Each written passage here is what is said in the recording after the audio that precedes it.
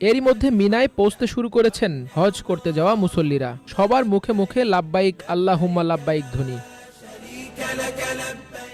নিয়ম অনুযায়ী ৭ জিলহজ মঙ্গলবার সন্ধ্যার পর মক্কার পবিত্র মসজিদুল হারাম বা নিজ আবাসন থেকে হজের নিয়ত করে প্রায় ৯ কিলোমিটার দূরে মিনার উদ্দেশ্যে রওনা হয়েছেন হজ যাত্রীরা। এদিকে হাজিদের বরণ করতে সম্পূর্ণরূপে প্রস্তুত তাবুর শহর খ্যাত মিনা প্রান্তর। বুধবার সকাল থেকেই তাবুর শহরে সমবেত হবেন ১৫ লাখেরও বেশি হাজি।